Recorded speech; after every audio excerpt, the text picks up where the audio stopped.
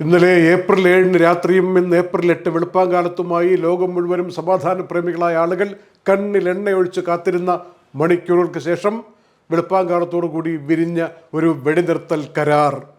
അതിന് 12 മണിക്കൂർ ആയുസ്സാകുന്നതിന് മുമ്പ് തന്നെ അതിൻ്റെ തന്നെ ലംഘനത്തിലേക്ക് പോകുന്നു എന്ന് സൂചിപ്പിക്കുമാറ് ലെബനോൻ കരാറിലില്ല, ഇസ്രയേലും അമേരിക്കയും ഇറാനും മാത്രമാണ് കരാറിൽ എന്ന് പറഞ്ഞുകൊണ്ട് ഇസ്രയേൽ ലെബനോന് മേൽ നടത്തിക്കൊണ്ടിരിക്കുന്ന ഇതുവരെ കണ്ട ഏറ്റവും ക്രൂരമായ അക്രമ സംഭവങ്ങൾക്കും ആക്രമണങ്ങൾക്കും ഇതാ വേദിയാകുന്ന ചിത്രങ്ങളാണ് ഇപ്പോൾ തെളിഞ്ഞു വരുന്നത്. 254 ആളുകൾ മരിച്ചു, അത്രയും ആളുകളുടെ മൃതദേഹങ്ങൾ കണ്ടെടുത്തു എന്നാണ് ഒടുവിൽ കിട്ടിയിരിക്കുന്ന വിവരം.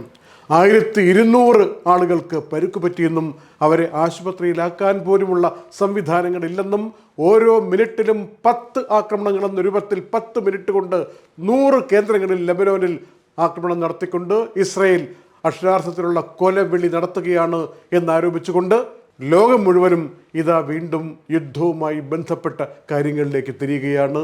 ഈ ഏപ്രിൽ 8 രാത്രിയും 2 ആഴ്ചത്തേക്ക് ഇന്നലെ ഉണ്ടാക്കിയ വെടിനിർത്തൽ കരാറിൻ്റെ അതനുസരിച്ചുകൊണ്ട് ഹോർമൂസ് കടലിടുക്ക് തുറന്നു കൊടുക്കാമെന്ന് പറഞ്ഞതിൻ്റെ ആ ഒരു വ്യവസ്ഥയുടെ പച്ചയായ ലംഘനം ഇസ്രയേൽ ഇന്ന് ലെബനോനിലെ ആക്രമണത്തിലൂടെ നടത്തിയിരിക്കുന്നു എന്ന് പറഞ്ഞുകൊണ്ട് ഇറാൻ കുറച്ചു മുമ്പ് ഹോർമൂസ് കടലിടുക്ക് തൽക്കാലത്തേക്ക് വീണ്ടും അടച്ചു എന്ന റിപ്പോർട്ട് വരികയാണ്.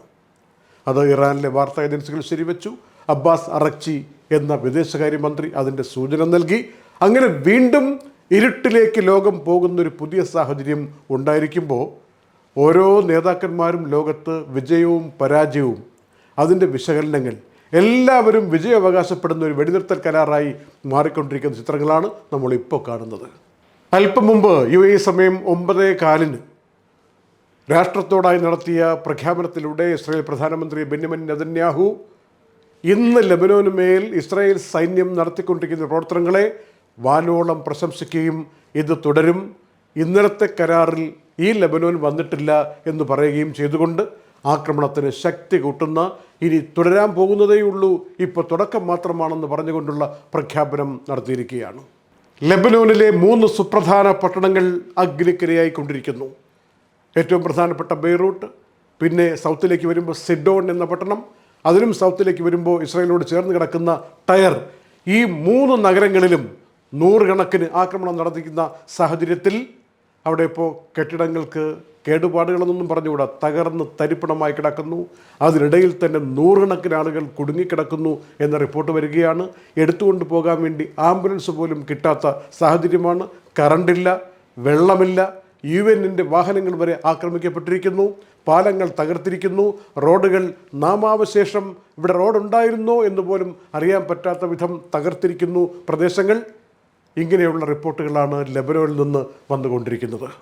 ട്രംപ് ഇന്നലെ പാതിരാത്രി വരെ പറഞ്ഞതല്ല ഇപ്പോൾ സോഷ്യൽ മീഡിയയിലൂടെ പറഞ്ഞുകൊണ്ടിരിക്കുന്നത്. ഒരു നാഗരികത മുഴുവനും ഒറ്റ രാത്രി കൊണ്ട് നശിപ്പിക്കുമെന്ന് ഇറാനെക്കുറിച്ച്, പഴയ പേർഷ്യയെക്കുറിച്ച് പറഞ്ഞുകൊണ്ടിരിക്കുന്ന ട്രംപ് വെടിനിർത്തൽ കരാർ പ്രാബല്യത്തിൽ വന്ന ശേഷം പിന്നീട് സാമൂഹ്യ മാധ്യമങ്ങളിൽ പറഞ്ഞിരിക്കുന്ന കാര്യങ്ങൾ, ഒരു പുതുയുഗം ഇറാനുമായിട്ടിതാ ആരംഭിക്കാൻ ആലോചിക്കുന്നു. മാത്രമല്ല ഇനിയിപ്പോൾ താരിഫ് ഇളവുകൾ കൊണ്ട്, ഉപരോധത്തിലെ ഇളവുകൾ കൊണ്ട് അമേരിക്കയും ഇറാനും തമ്മിൽ നേരിട്ടുള്ള ബന്ധങ്ങളിലേക്ക് പോകുന്നു. ഇൻ പേഴ്സൺ ടോക്സ്, നേരിട്ട് തന്നെ ആളുകളിരുന്ന് സംസാരിക്കുന്ന പുതിയ ചർച്ചാവേദികളിലേക്ക് പോകുന്നു. വെള്ളിയാഴ്ച അത്തരത്തിലുള്ള ചർച്ച ആരംഭിക്കുന്നു. ഇതൊക്കെ ട്രംപ് പറയുന്ന കാര്യങ്ങളാണ്.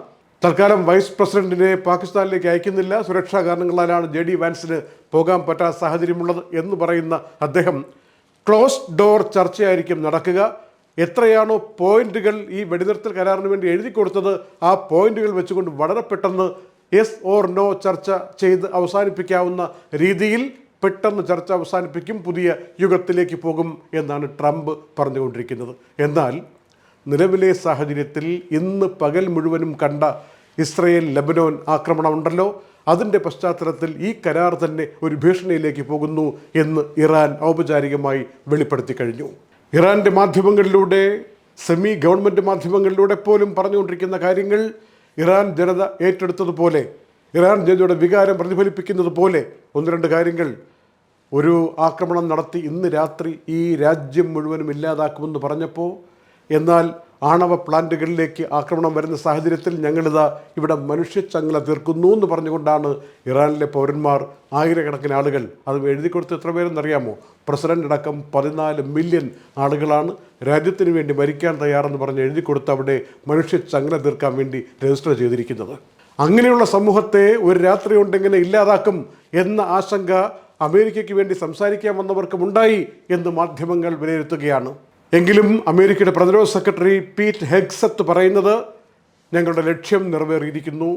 ഇനി ആക്രമണത്തിന് പ്രസക്തിയില്ലാത്ത വിധം ഇറാൻ്റെ ആണവ, മിസൈൽ, ടെക്നോളജി, പവർ പ്ലാന്റ് സൈറ്റുകളൊക്കെ ഞങ്ങൾ തകർത്തിരിക്കുന്നു.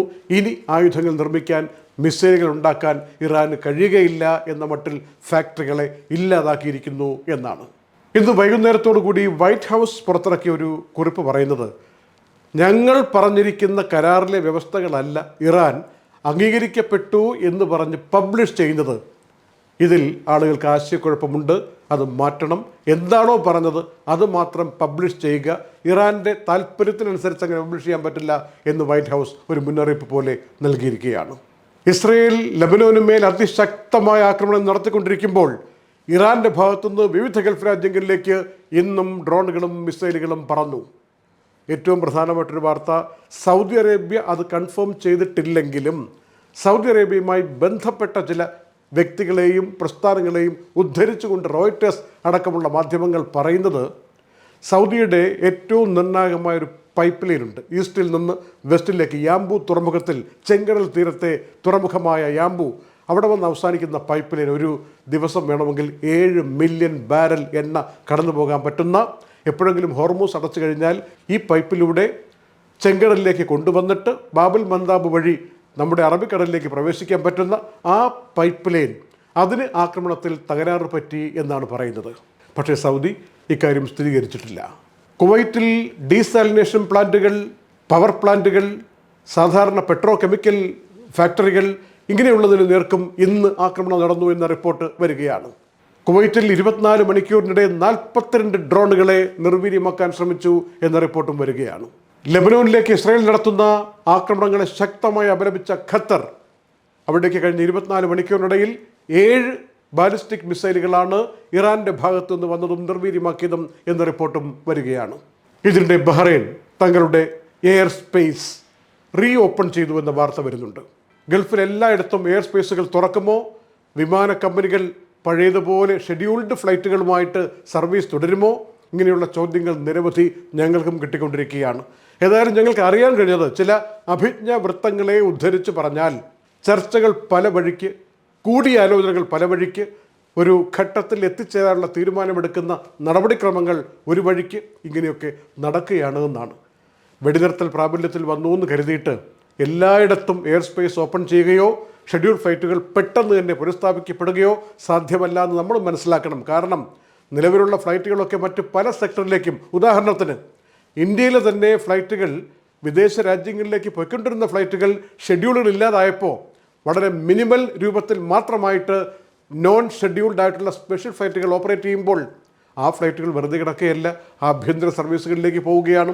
ഇതുപോലെ സെക്ടറുകൾ മാറ്റിയിരിക്കുന്ന ഒരുപാട് വിമാന കമ്പനികളും സ്ഥാപനങ്ങളുമുണ്ട്.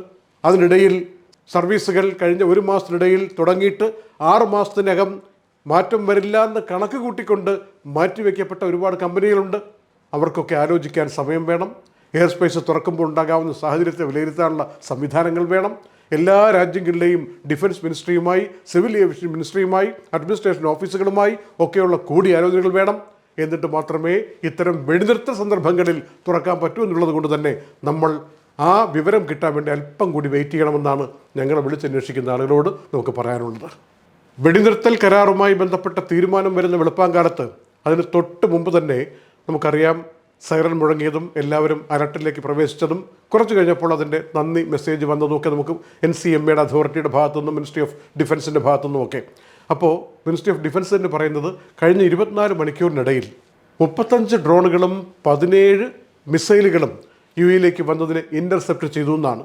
അതിൻ്റെ ചില അവശിഷ്ടങ്ങൾ വീണിട്ട് അബുദാബിയിലെ ഹബ്ഷാൻ ഗ്യാസ് കോംപ്ലക്സിൽ 2 സ്വദേശികൾക്കും ഒരു ഇന്ത്യക്കാരനും പരിക്ക് പറ്റി എന്ന റിപ്പോർട്ട് വന്നിട്ടുണ്ട്. മൊത്തത്തിൽ നോക്കിയാൽ കഴിഞ്ഞ 40 ദിവസത്തെ ആക്രമണങ്ങളിൽ 224 പേർക്കാണ് UAE പരിക്ക് പറ്റിയിരിക്കുന്നത്.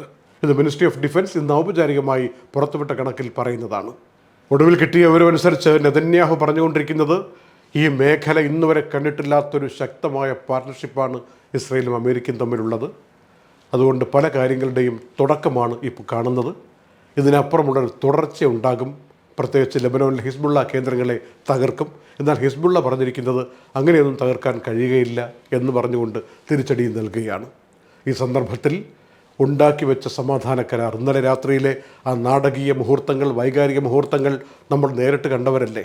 അല്പം കഴിയുമ്പോൾ, മണിക്കൂറുകൾ കഴിയുമ്പോൾ ഒരു നാഗരികത ഇല്ലാതാക്കാൻ പോകുന്നു എന്ന് പറഞ്ഞ ട്രംപിന് മുന്നിലേക്ക് പാകിസ്ഥാൻ പ്രധാനമന്ത്രിയുടെ നേതൃത്വത്തിൽ മധ്യസ്ഥന്മാർ മുന്നോട്ട് വച്ചിരിക്കുന്ന 2 ആഴ്ചത്തേക്ക് തൽക്കാലം നിർത്തിവെച്ചിട്ട് ഹോർമൂസ് തുറക്കാനുള്ള സാഹചര്യം ഒരുക്കിയിട്ട് പിന്നെ നമുക്ക് സംസാരിച്ച് വെള്ളിയാഴ്ച മുതൽ സംസാരിച്ച് തീരുമാനമെടുക്കാം എങ്ങനെ യുദ്ധം അവസാനിപ്പിക്കണം എന്നത് വന്നപ്പോൾ അത് ട്രംപിന് താല്പര്യമുള്ള ഫോക്സ് റിപ്പോർട്ടറോട് ഒരുപക്ഷെ നല്ല തീരുമാനങ്ങളാണെങ്കിൽ ഞങ്ങൾ നിർത്തിയേക്കുമെന്ന വാർത്ത പുറത്തു വരികയും അതൊരു പ്രതീക്ഷയായി മാറുകയും ചെയ്തു. അതിനുശേഷം വൈറ്റ് ഹൗസിൽ നിന്ന് പറഞ്ഞത് ട്രംപിന് എല്ലാ വിവരങ്ങളും കിട്ടിയിട്ടുണ്ട്, അദ്ദേഹം ഇപ്പോൾ ചർച്ച ചെയ്തുകൊണ്ടിരിക്കുകയാണ്, ഉടൻ തന്നെ തീരുമാനമുണ്ടാകുമെന്ന് പറയുന്നു. കുറച്ച് കഴിഞ്ഞിട്ട് പിന്നെ മൗനമാണ്. ഏതായാലും 1 മണിക്കൂർ മുമ്പ്, അന്ത്യശാസന കാലാവധി അവസാനിക്കുന്ന UAE സമയം 4 മണി, അതിനു മുമ്പ് ഏതാണ്ട് 3 മണിയോടുകൂടി കരാർ വ്യവസ്ഥകൾ അംഗീകരിച്ചിരിക്കുന്നു. തൽക്കാലം 2 ആഴ്ചയ്ക്ക് വെടിനിർത്തൽ, ഹോർമൂസ് കടലിടുക്ക് തുറക്കുന്നു എന്ന തീരുമാനത്തിലെത്തുകയും ചെയ്തു. തകിടം പറയുന്ന രീതി ഉണ്ടായത് ഇസ്രയേൽ ഈ കരാറിൽ ലെബനോനെ പറഞ്ഞിട്ടില്ല എന്ന് പറഞ്ഞുകൊണ്ടുള്ള ആക്രമണം ആരംഭിച്ചപ്പോഴാണ്. ഏതായാലും വലിയ വലിയ ആളുകൾക്കൊക്കെ പെട്ടെന്ന് വീണ്ടും വിചാരമുണ്ടാകാനുള്ള പ്രാർത്ഥന മാത്രമാണ് ഞങ്ങൾക്കുള്ളത്. ഒരല്പം ആശ്വാസത്തിലേക്ക് വന്ന ലോകത്തിന് മേൽ ഇനിയും അവരെ പീഡിപ്പിക്കുന്ന വിധത്തിലുള്ള തീരുമാനങ്ങളുമായി മുന്നോട്ട് പോകരുത്. ഒന്ന് കണക്കൂട്ടി നോക്കൂ. കാൽക്കുലേറ്ററൊന്നും വേണ്ട. ഒരു ദിവസത്തേക്ക് അമേരിക്ക മാത്രം ചിലവഴിക്കുന്ന യുദ്ധത്തിൻ്റെ ചിലവായിട്ട് ആദ്യ ദിവസങ്ങളിൽ പറഞ്ഞത് $1 ബില്യൺ, 100 കോടി ഡോളർ. 40 ദിവസം കടന്നു പോകുന്നു, $40 ബില്യൺ. ആദ്യത്തെ ഒരാഴ്ച കഴിഞ്ഞിട്ട് ചിലവ് കൂടി. അപ്പോൾ ഏതാണ്ട് $75-80 ബില്യൺ. $1 ബില്യൺ എന്ന് വെച്ചാൽ 100 കോടി ഡോളർ കൊണ്ട് തന്നെ മൾട്ടിപ്ലൈ ചെയ്യണം. ഇത്രയും കാശ് ഒരു രാജ്യം മാത്രം ചിലവഴിച്ചു. അവസാനമായിട്ട് നമ്മൾ എന്താണ് ഈ 40 ദിവസം കൊണ്ട് ലോകം നേടിയത്, നഷ്ടപ്പെട്ടത് എന്താണ്? ഇതൊന്ന് കണക്കൂട്ടി നോക്കുമ്പോൾ മനസ്സിലാവും ഇത്തരം യുദ്ധങ്ങളുടെയൊക്കെ പൊള്ളത്തരം എന്താണ്. ഏതൊക്കെയോ മനുഷ്യരുടെ ഈഗോ ശവപ്പിക്കാൻ വേണ്ടിയുള്ള ശവപ്പറമ്പാക്കി ലോകത്തെ മാറ്റുന്ന കീഴ്വഴക്കങ്ങൾ എല്ലായിടത്തും ഇല്ലാതാവട്ടെ എന്ന് മാത്രം പ്രാർത്ഥിച്ചുകൊണ്ട് ഇന്നത്തെ നൈറ്റ് അപ്ഡേറ്റ്സ് അവസാനിപ്പിക്കുന്നു. നന്ദി. Night Updates supported by Hashim Hypermarket, Kalyan Jewellers, Lulu, Arim Bakers, eLessons.net, Fira Foods, Dhanvantari Ayurveda, Al-Lusud Cargo, Gold Star Rent-A-Car, Dr. Rasina's Ayurvedic Clinic, I'm Golden Diamonds, Choco World, Vintage Lux Real Estate, Partha Signature, Abu Shagara, Sharjah.